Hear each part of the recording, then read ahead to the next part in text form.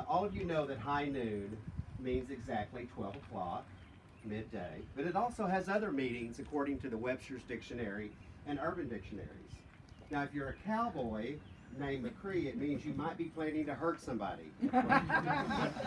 But it also means the most advanced, flourishing, or creative stage or period.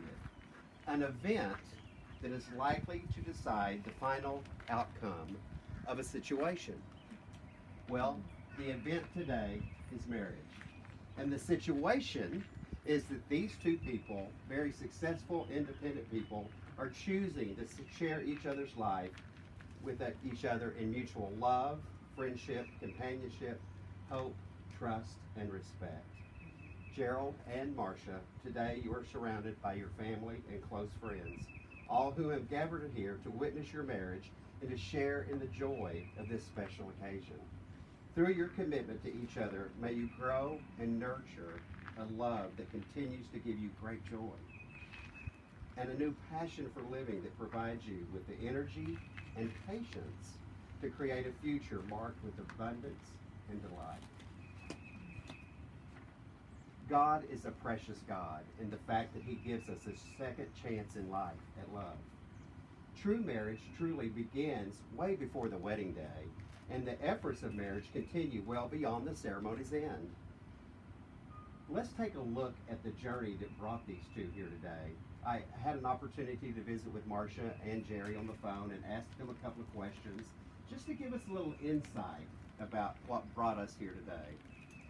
I first asked them about their first date. Well, Marcia said, well, we went to Kansas City and I had a heart episode and ended up in the hospital. Well, Jerry, you must have really made her heart skip a beat. Marcia says she really thinks it was anxiety, but in spite, they had a really great time and really started to get to know one another. Now, Jerry's take on this same weekend is a little bit different because he talks about the night before when they were in Tulsa. Marcia, you're making me cry. The night before, and Jerry was looking forward to seeing her as he knew she was such a very special person and he admired her greatly from knowing her professionally in the past. He said they had dinner and then they went to Marcia's house. You forgot to tell him about the cats. Okay? So he wasn't quite prepared for the cats, but that was okay because he knew she was special and worth it. In a marriage, 1 + 1 equals 1.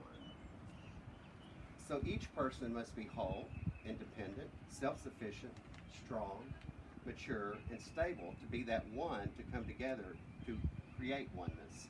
Each must be able to stand alone in order to be able to stand together. Now the scriptures share great wisdom about marriage, its expectations, and its rewards. In Ephesians chapter 5, verse 1 says, follow God's example. Therefore, as dearly loved children, and walk in the way of love, just as Christ loved us and gave himself up for us as a fragrant offering and sacrifice to God.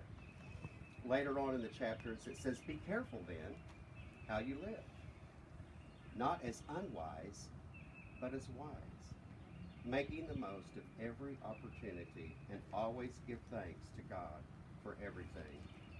And it goes on to say, husbands, love your wives just as Christ loved the church and gave himself up for her to make her holy. And wives, love you and respect your husbands. So in the spirit of that, I ask you to face each other and join hands as you pledge your vows. Somebody want to take the flowers for this? Don't you throw those? Not yet. Okay. Gerald, do you take Marcia to be your wife? Do you promise above all else to live in truth with Marcia and to communicate fully and fearlessly? To give your hand and heart as a sanctuary of warmth and peace? And do you pledge your love, devotion, faith, and honor, and promise to bring joy and to be at home with her in spirit in all circumstances as you join your life with hers? I do. Marcia, do you take Gerald to be your husband? Do you promise above all else to live in truth with Gerald and to communicate fully and fearlessly? To give your hand and heart as a sanctuary of warmth and peace? And do you pledge your love, your devotion, faith, and honor, and promise to bring joy and to be at home with him in spirit in all circumstances as you join your life with his? I do. Well, you know we have children standing here. And so Ryan, Evan, Nolan, and Carrie, it's important that you all support your parents with this commitment that they are making today. So as you personally honor and respect your past, do you respect this union today, and do you pledge to encourage them as they begin their lives together? Yeah. Yes. Awesome. Tremendous love here today. Now you each have rings for each other, right? Oh, You got them? we do. I hope so. I'll have to rip this whole page out. You both have rings for each other, and this most precious metal symbolizes that love is the most precious element in life together.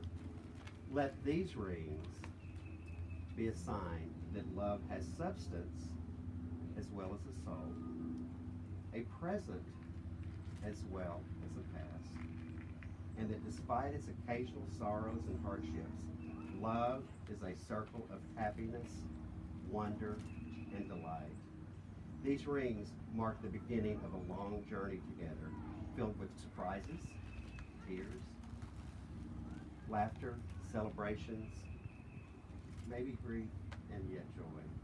These rings have no beginning and no ending, which symbolizes that love between you will never cease.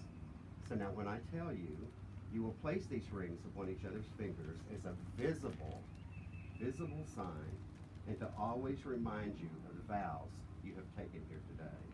So Gerald, if you will take the ring and place it on Marcia's left hand. Uh-oh. Working. Push it. Yeah. Over the knuckle. There you go. All right, now repeat after me. I'm going to read each sentence at a time. So, this ring is a token of my love and faithfulness. This ring is a token of my love and faithfulness. I marry you with this ring. I marry you. Quit crying. With all that I am and all that I have, All that I am and all that I have, I pledge my love from this day forward. I pledge my love from this day forward. Now, Marcia, if you will take this ring and place it on Gerald's left hand. And repeat after me. This ring is a token of my love and faithfulness. This ring is a token of my love and faithfulness. I marry you with this ring. I marry you with this ring. With all that I am and all that I have, With all that I am and all that I have. I pledge my love from this day forward. Pledge my love from this day forward. Let us bow in prayer. Our dear Heavenly Father, we are so grateful for this day. We are so grateful for the opportunity to see true love at its purest form. We are thankful for the family that's represented here. We ask that you have a special blessing upon this family. Remember them as they go from this day forward, cherishing what's come before us and looking forward to what's ahead of us. We thank you for these friends and family members that are here to witness this special occasion. And we are just so grateful that you loved all of us enough to be such a precious God that you are. In Jesus' name, amen. Now, Gerald and Marcia, you have confirmed your love for one another as you exchanged your vows and the ring. Now, this bond you share is a true miracle and blessing from God. Treasure it and carefully tend to it each day. Be aware of your needs as individuals. Teach each other how to love you and to care for you. To those of you that are gathered here as witnesses today, this can't be the only time that we think about this couple. It's important that we remember them, not only today, but from this day forward. So I have for each of you, if I can get it out of my pocket, a cross. And I want you to keep this. This is a symbol of the Christian love that is represented here. And I want, Denise, if you will go ahead and start to distribute these crosses.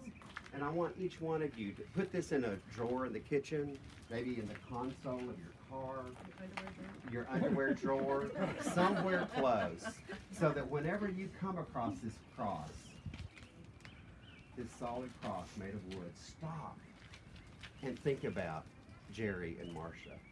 Stop and say a special prayer for them. Because it's not just today. Our support will be everlasting throughout the life of your marriage. And we want to be there for you as we have been, and we will continue to be, and to continue to bless this relationship. So don't lose it. Hang on to it and remember them. Now, before I pronounce you husband and wife, I want to share a blessing that is contributed to the Apaches, Navajos, and other Native American tribes. But it's actually adapted from the script of an American Western movie from 1950 called Broken Arrow, starring James Stewart and Deborah Paget. And the blessing is this. Now you will feel no rain, for each of you will be shelter to the other. Now you will feel no cold, for each of you will be warmth to the other.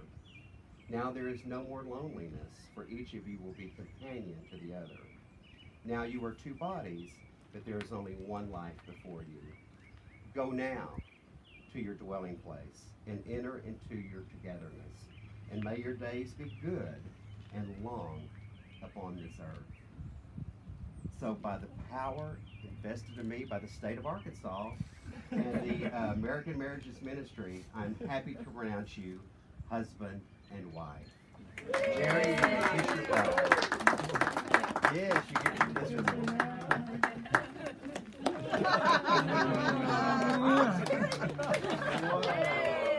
Family and friends, I present to you Gerald and Marcia Herring.